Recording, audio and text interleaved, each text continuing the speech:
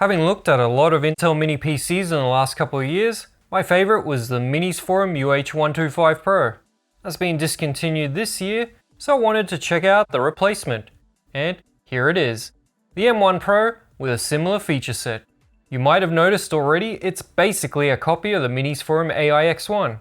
Except the CPU of course, which has been swapped from AMD to Intel. The same nice metal case returns, and the feature set is very similar too.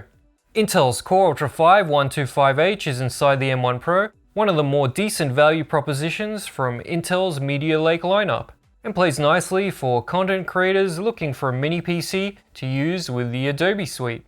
But it has other uses as well, and this mini PC comes with an M.2 to Oculink adapter, HDMI cable, a compact 19V 120W power supply, and a VESA mount.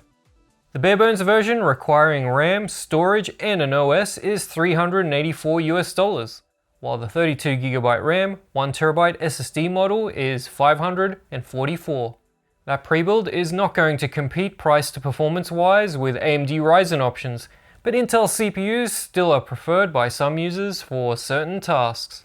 The M1 Pro includes a digital microphone and even speakers, though neither are very good. This is the microphone, but the speakers are tinny sounding too. On the front you'll find dual USB Type-A 10GB ports, USB 4 40GB, which does not support power delivery to the mini PC. There's also a 3.5mm audio jack and CMOS reset. Inside is a Wi-Fi 7 chip for wireless and Bluetooth. If I remember correctly, this is the lowest priced mini PC with Wi-Fi 7 we've seen so far. The back has a 2.5GB LAN jack, DisplayPort, and Oculink, if you sacrifice one of the 2280 M.2 slots.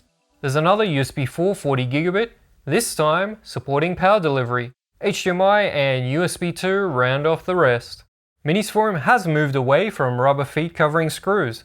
Knock on wood, maybe the constant complaining actually worked. Anyway, the M1 Pro is easy to open. 4 screws, and there's an indent on the front to lift the lid. Dual M.2 2280 Gen 4 NVMe slots are available. One won't be usable if you plan to use Oculink with the included adapter. Minisforum has included a 1TB Kingston SSD with this pre-build. Underneath it is the M.2 Wi-Fi 7 card. Finally, we have 32GB of ADATA DDR5 5600 SODIMM RAM. Windows 11 Pro comes pre-installed with the pre-build and is malware free. Ubuntu works no problem. Let's see how the M1 Pro compares against the competition in the benchmarks. Single-core Cinebench is pretty disappointing for the mid-range Meteor Lake chip, and it's down the chart. The multi-core, the result shows a mid-range chip, with a similar score to the Minix unit with the same CPU. But unlike that one, the M1 Pro has a performance mode that can be toggled in the BIOS, and adds enough performance to beat a Ryzen 6900HX. Geekbench also shows a low score in single core. Does much better in multi-core and has a small boost when changing the power mode. Video encoding is up next. A quick H.264 test puts the M1 Pro around the middle. It matches the Minix Core Ultra 7 in performance mode as that mini was running at a lower power limit. The M1 Pro drops a bit lower down the stack with a much longer AV1 CPU encoding test. It has a similar result to an i9 12900 HK. Meteor Lake's QSV hardware encoder is impressive. This offloads the tough parts of the encode to the iGPU, and the Core Ultra 5 punches above its weight. In the Geekbench AI CPU test, the M1 Pro is once again a mid-range performer, and the AI GPU test shows it's below mid-range. However, one thing Intel is especially good at is cooking those 3D mark numbers. Even with high scores, games perform worse compared to AMD chips. Still, this test is useful to see how the Core Ultra 5 in the M1 Pro compares against other Intel minis, and it does really well, even beating the Core Ultra 7 minis with lower power limits in Firestrike. In TimeSpy, it apparently beats mini PCs with Radeon 780M graphics, which is frankly BS. You can see how much they've focused on optimizing for this benchmark. Steel Nomad Lite didn't get as much love and is a little less impressive, but still around the Radeon 780M. which is fake news in the real world. While games will perform worse on the Core Ultra 5 125H than a similarly priced AMD variant, esports games hold up the best, and you'll get a good frame rate in most. Not in something like Warzone though.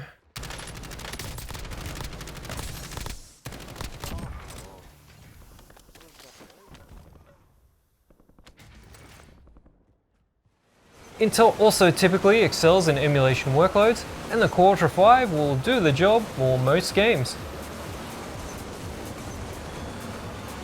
The USB 4 and Oculink port means you can use an eGPU, and here I'm showing the difference between the two interfaces with the exact same GPU.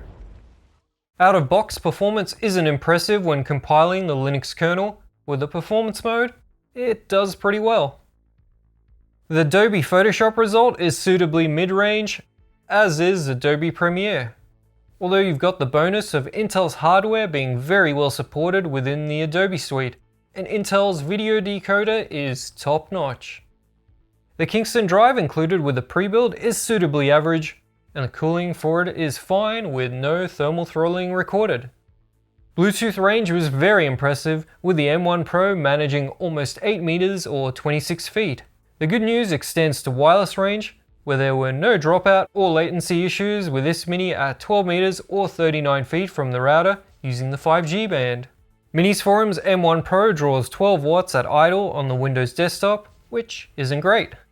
Maximum power draw is pretty standard, with the performance mode hitting around 100 watts from the wall. Alright, moving on to the maximum CPU temp, it's pretty average. Not great, not bad. Fan noise is better than most under load using balance mode, but is worse than average in performance and too high for my liking.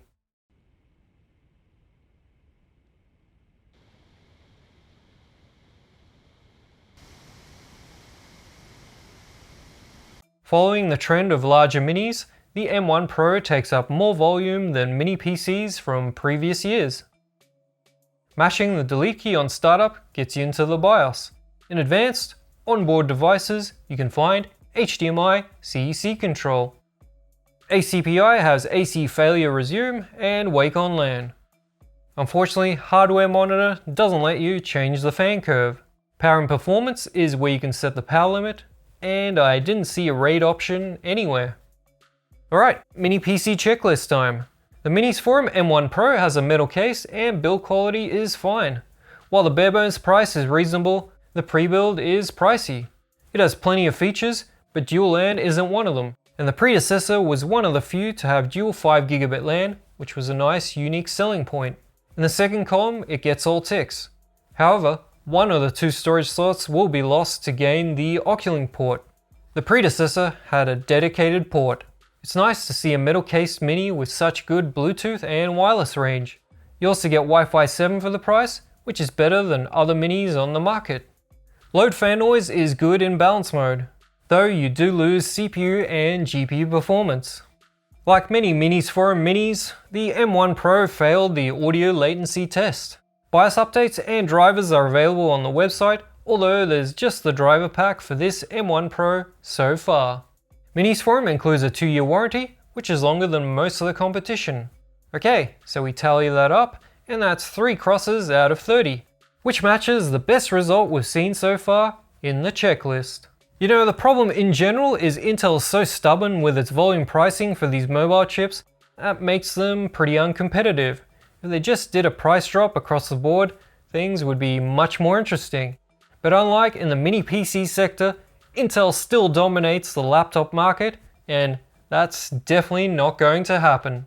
That being said, I do like the Minisforum M1 Pro. It's not perfect, but it is a decent Intel alternative. It's just a shame that the previous Minisforum UH125 Pro had some better features, such as dual 5GB LAN and a dedicated Oculink port. If you want an Intel option, the M1 Pro is one of the better ones on the market. Find it linked in the video description. Anything you buy from those links keeps the channel going. Oh, and since I did mention the AMD version known as the Minisforum AIX1 at the beginning of the video, here's a link to that review. Cheers!